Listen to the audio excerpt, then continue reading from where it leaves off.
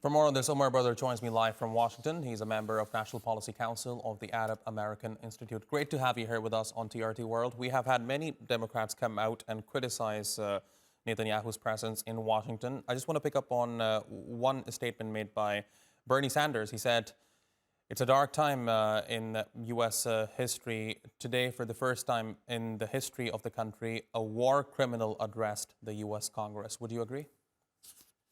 Absolutely. Bernie Sanders is 100% correct here.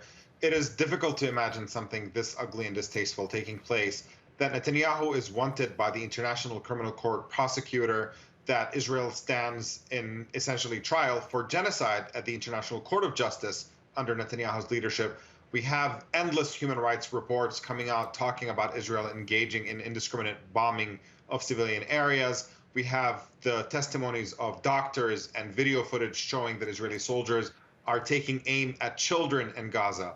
And in the midst of all this, when Netanyahu should in fact be arrested upon landing in D.C. for these war crimes, instead Congress invites him over to come and speak and effectively honors him and stands up and cheers for him.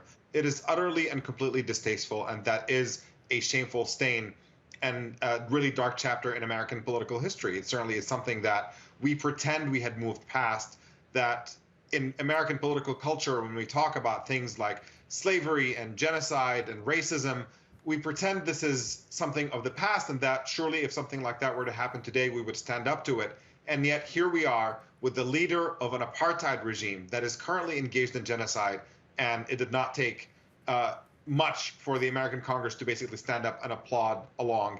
It really is difficult to find the words to describe how ugly and distasteful that is. And Omar, I think the obvious question here is why? Despite the ICC arrest warrant request, despite documentations of war crimes conducted by many human rights organizations across the world, despite the fact protests were taking place outside the Capitol in Washington, D.C., why do U.S. lawmakers continue to support this man? Look, this is certainly for domestic political consumption. The invitation initially came from Republicans in Congress, and Republicans, knowing that the American Jewish community in the United States is overwhelmingly liberal and progressive and votes for the Democrats, they thought that by presenting themselves as being more supportive of Israel could potentially peel off some of the American Jewish vote to favor Republicans. And instead of the Democrats standing up, like looking at that ploy and recognizing it and understanding that support for a war criminal like Netanyahu is not the same thing as being supportive of the American Jewish community, instead, they did not have the backbone to stand up and make that distinction and just folded and joined the invitation and put their names on that invitation out of fear of the domestic implications of seeming like they're less supportive of Israel. There is a lack of recognition in the Democratic Party about the extent to which domestic politics have changed in the United States. The base of the Democratic Party, young voters, voters of color, diverse communities, all oppose Israel's onslaught against Palestinians, and they all want a different policy from the United States. They want to cut U.S. military funding for Israel, and yet we see the party establishment still operating in a very old and outdated mindset that says that you must support Israel right or wrong because that's what's politically advantageous. It really is out of touch with reality, and it's going to take, really the brave people who have turned out in massive numbers around Washington are the ones who are sending a message that things have changed and that politics as usual cannot continue as it always did.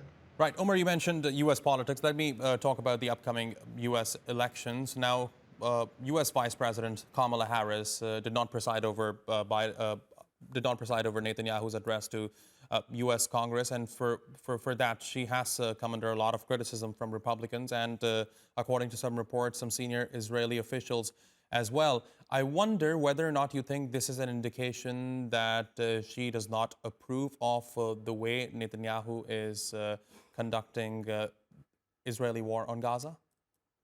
It's certainly an indication that she's aware of the political cost of appearing close to Netanyahu in this moment. So she understands that Netanyahu is perceived extremely negatively among young voters at a moment in which she is desperate to kind of revitalize the base of the party. When we clearly have seen a significant decline in support for President Joe Biden, she wants to have at least a break in the image. She did not want to appear behind Netanyahu, forced to stand up and clap whenever he uttered some of the nonsense that he was uttering, because she knew there was a political cost to that. But whether that actually translates into a change in American policy under a potential President Harris, that remains to be seen. We're only seeing very, very subtle signs of that. But it's going to take Kamala Harris making a bolder statement and charting out a course of a meaningful change in American policy to really bring young voters around in a meaningful way. And so far, we are seeing small indications of that, but no clear trajectory about how different future policy could potentially be under Harris. But I think it is perfectly fair to say that she does see Netanyahu as a political cost and therefore was avoiding that potential photo op in which she would be stuck with him in screen, appearing to be applauding or smiling and going along with somebody that a significant portion of the American population and certainly a majority of Democratic voters view in very unfavorable light. Omar, brother, thanks very much for talking to us here on TRT World. I really appreciate your taking out the time. Thank you very much.